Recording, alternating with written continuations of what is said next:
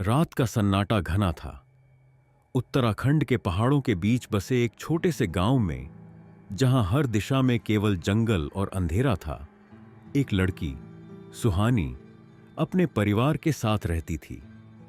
सुहानी बचपन से ही अलग थी। वह गहरी सोच में डूबे रहने वाली और अक्सर रात के सन्नाटे में अकेले घूमने की शौकीन थी। गांव वाले उसे अजीब नजरों से देखते थे, लेकिन वह इन सब बातों की परवाह नहीं करती थी। गांव के चारों ओर फैला घना जंगल एक रहस्य की तरह था। लोग कहते थे कि वहां रात के समय अजीब आवाजें आती हैं, और कई बार लोग वहां से गायब भी हो चुके थे। गांव के बुजुर्गों का कहना था कि जंगल में चेतना देवी नाम की एक पुरानी मंदिर है, जहां कभी कोई अनजाने में भी चला गया तो वापस नहीं लौटा। सुहानी ने इन कहानियों को बचपन से सुना था, लेकिन वह उन्हें कभी सच नहीं मानती थी। एक रात पूर्णिमा का चांद आसमान में चमक रहा था। सुहानी को नींद नहीं आ रही थी। उसकी खिड़की से जंगल का गहरा हिस्सा दिखता था, जो रहस्यमय और भयावह लग रहा था। उसने सोचा कि क्यों न वह इस बार जंगल के रहस्य का पता लगाए। वह चुपचाप अपने कमरे से निकली और टॉर्च लेकर जंगल की ओर बढ़ने लगी। जंगल के अंदर पहुंचते ही उसे महसूस हुआ कि वहां का वातावरण असामान्य था। हवा में अजीब सी ठंडक थी, और हर कदम पर उसे ऐसा लग रहा था जैसे कोई उसे देख रहा हो। टॉर्च की रोशनी में वह पेड़ों के बीच से गुजर रही थी, लेकिन हर कुछ दूरी पर उसे एक अजीब सी छाया दिख रही थी, जो उसकी तरफ बढ़ती प्रतीत होती थी।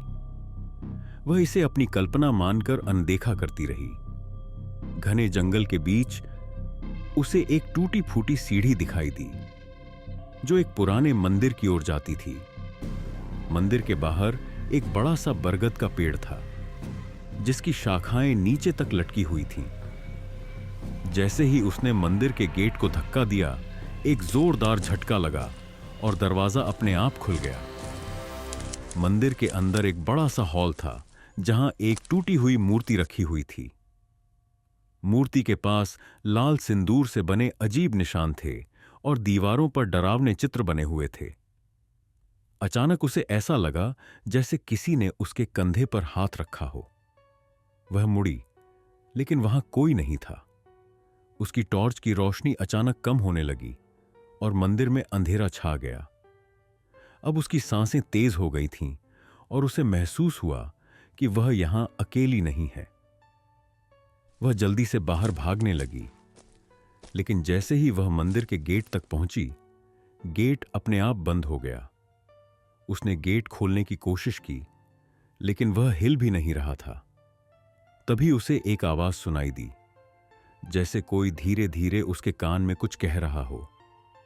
वह चारों ओर देख रही थी, लेकिन कोई भी दिखाई नहीं दे रहा था। उसकी आंखें अचानक एक कोने में गईं, जहां एक परछाई धीरे धीरे आकार ले रही थी।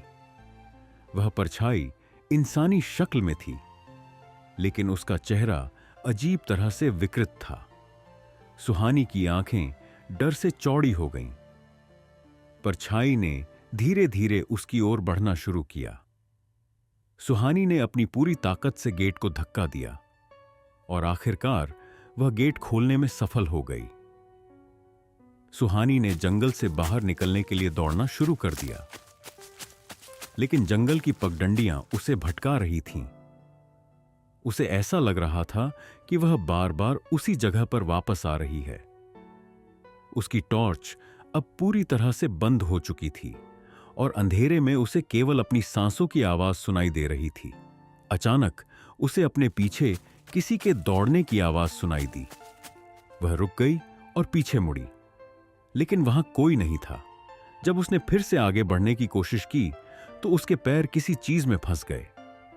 नीचे देखने पर उसने देखा कि वहां एक सड़ी गली हाथ जैसी चीज उसे पकड़ रही थी। उसने जोर से चीखते हुए अपने पैर छुड़ाए और तेजी से भागी। सुहानी किसी तरह अपने घर वापस पहुंची, लेकिन घर में सब कुछ बदल चुका था। घर का दरवाजा अपने आप खुला और अंदर घुप अंधेरा था। जब उसने टॉर्च जलाकर देखा, तो घर के अंदर सब कुछ अस्त व्यस्त था। दीवारों पर वही डरावने निशान थे जो उसने मंदिर में देखे थे। उसे एहसास हुआ कि वह सिर्फ जंगल से नहीं बल्कि उस मंदिर के श्राप को भी अपने साथ लेकर आई थी। तभी एक जोरदार आवाज के साथ घर की सारी लाइटें बंद हो गईं और सुहानी ने अपनी पीठ पर फिर से वही हाथ महसूस किया। इस बार उसने भागने की कोशिश नहीं की। जैसे ही वह मुड़ी, उसने देखा कि वही विकृत चेहरा उसकी आंखों के सामने था। अगली सुबह गांव वाले सुहानी के घर पहुंचे। घर के अंदर का दृश्य उन्हें भयभीत कर गया। सुहानी वहां नहीं थी, लेकिन दीवारों पर खून से लिखा हुआ एक संदेश था, जो अंधेरे को छेड़ेगा वह अंधेरे में समा जाएगा। गांव वालों ने उस दिन के बाद उस जंगल में जाना बंद कर दिया। लेकिन सुहानी का क्या हुआ यह कोई नहीं जान सका। कहते हैं कि आज भी रात के समय उस जंगल से सुहानी की चीखों की आवाज आती है और चेतना देवी का मंदिर उस रहस्य को छिपाए हुए है।